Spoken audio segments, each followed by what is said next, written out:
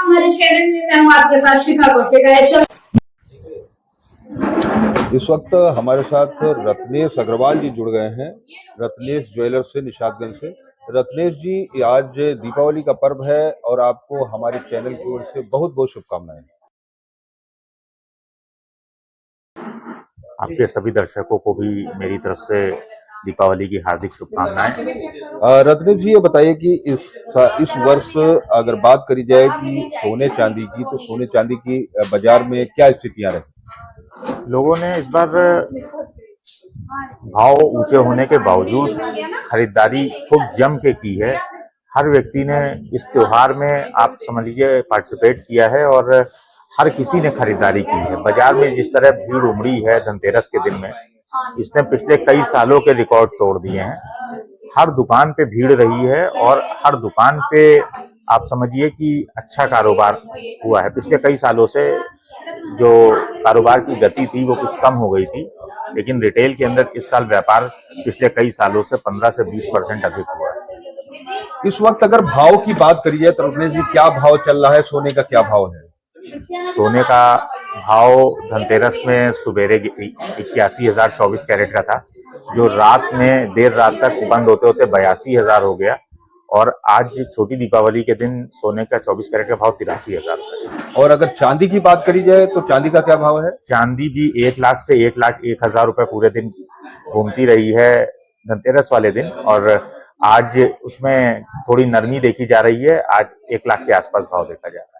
जी, रत्नेश जी, जिस तरीके से दीपावली का त्योहार है और लगातार लोग पूजन के लिए बात करी जाए तो चांदी का या सोने का जो कुछ न कुछ खरीदते जरूर हैं। तो जैसे आपने कहा कि बहुत अच्छी दुकानदारी हुई है, अच्छी जो बाजार की स्थितियां रही वो बहुत अच्छी रही हैं, तो अभी क्या लगता है कि आगे जो इसका भाव है वो और बढ़ेगा या कम हो सकता है? सोने का भाव और चांदी का भाव बहुत ही सीमित समय के लिए कम होता है, एक हल्का फुल्का करेक्शन ही देखने को मिलता है। बाकी सोने और चांदी का भाव कभी भी कम नहीं होता है। अगर आप एक दीपावली से दूसरी दीपावली तक देखें तो लमसम बैंक की एफडी के ब्याज से ज्यादा इसमें आपको इंक्रीज देखने को मिलता है। तो अगर आप थोड़ा सा भी लॉन्ग टर्म में जाएं, 6 महीने 1 साल के लिए सोना या चांदी में निवेश करते हैं, तो कभी भी सोने या चांदी ने आज तक अपने निवेशक को कभी निराश नहीं किया है। सोना एक ऐसी एसेट है जिसके अंदर सारे ही बैंक भी फोकस कर रहे हैं अपनी इन्वेस्टमेंट को, गवर्नमेंट भी फोकस कर रही है अपनी इन्वेस्टमेंट को। जो माइनिंग हो रही है वो भी डे बाई डे घट रही है, उस तरीके से प्रोडक्शन नहीं हो पा रहा है।